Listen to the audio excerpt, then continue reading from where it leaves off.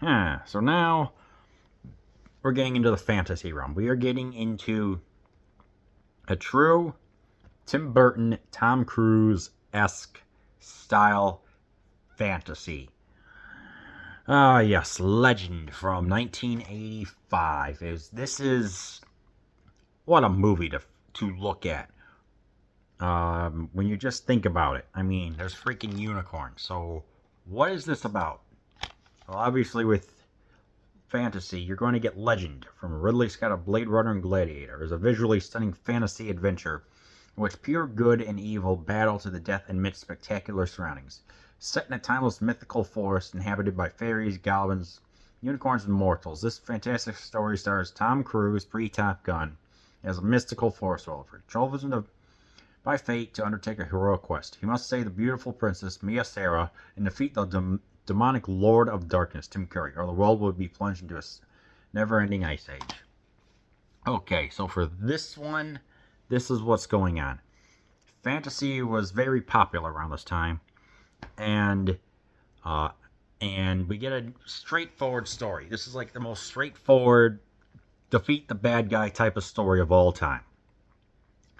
But whilst you're looking at it, you get to see the heroic growth of Jack. No, he didn't climb a beanstalk.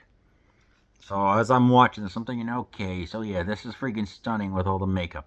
The story is get to the point. It's like a get to the point type of story. And the first thing that I noticed was, all right. So obviously we had the princess going after the unicorns, and even though she can't touch the unicorns, it's still going to bring about some chaos. I'm like, yeah, because there's nothing as pure as a unicorn, especially with the horn, you know. And so, of course, she gets captured, I guess, by the Lord of Darkness himself, and it's up to our heroes. We have a cast of characters. We have a fairy, and we have some elves. But on the other side, we have the goblins. Yeah, goblins that make their presence known. And the goblins are fun. I like them. They include a sense of dark humor in the sense of rhyming and kind of making fun a little bit of their master.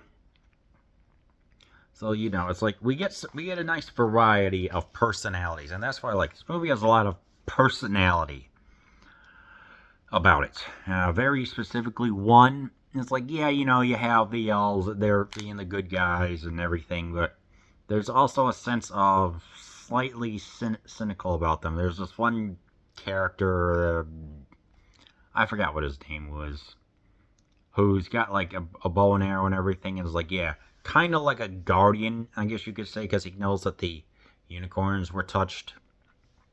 So we get an interesting scene with him in which Jack has to figure a riddle, otherwise he'll be put to being krilled by an arrow. And I like that. I don't know, it just, some of the scenes here work wondrous. I mean, in the beginning, and then, you know, when they make their way, for whatever reason, I just like the jail cell scenes. Like, every single time our heroes have to be imprisoned. I don't know why. And here, I think it works, you know, enough. But we get to the variety, we get the banter going on, and then we get an act or whatever, like an orc, I guess, that appears to be blind, but he can hear well, so, you know, they kind of maneuver their way and make him, I guess, work for them, but at the same time, you know, I don't know, it was just interesting enough. And of course, there's the fairy that's going on, but it turns out that she can transform into what would appear to be like a Cyndi Lauper dressed as a fairy for a video. I don't know. But of course, you know, all that's like, yeah, that's fine and all, but who's Lord of Darkness? Well, mother effing Tim Curry. And truly one of the more recognizable roles. Look at that makeup. Goodness gracious, great balls of fire. And he is delightfully evil. And I liked every second that he was on, because it is just one heck of a friggin' story. It's like he's got the cape, he's got the look, even dressing like, you know, like how a Clydesdale has his hooves and stuff. Yeah, Remind me of like Clydesdale of all things. I don't know, but when he's on there, he's got the power and everything to keep him away. It's like the character is built up really well, and when he's revealed, oh yeah, you're in freaking heaven. And as I was watching this, I'm like, yeah, what's the confrontation going to be? Well, because he's the Lord of Darkness, he has an aversion to light, Lu- lunophobia, I think. Obviously, he's got like the very standard wants to plunge the world into darkness, but just the way how he looks, and of course Tim Curry's delightful performance. Oh yeah, freaking great foil to this. And when he finally gets revealed, an hour and 3 minutes, then oh my goodness, I was in love with it. So at the same time, at the end he manages to get vanquished and everything, and all is said and done. But of course, there's some, and I like this movie.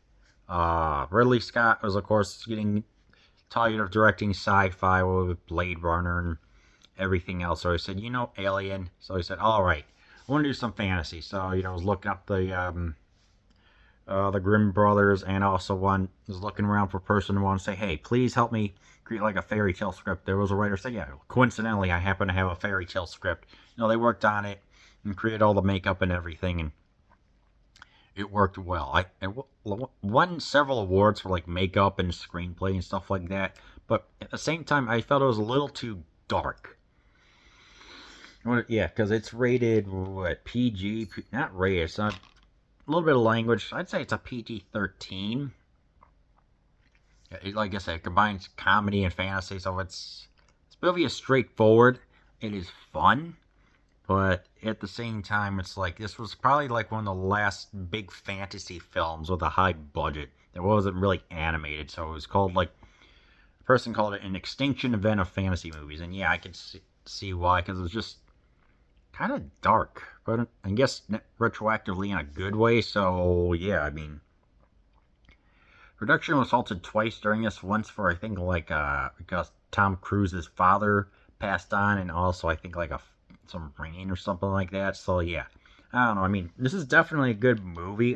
It's straightforward. So if you want that, you want to be lost in the world of fantasy with either the director's cut of 111 minutes or the theatrical cut of 93 minutes, then I actually do recommend you watch Legend. Oh, and it was kind of funny. Tom Cruise said that this was a Ridley Scott painting. And yeah, I mean, it looks freaking gorgeous, but yeah, just keep that in mind as you're watching Legend.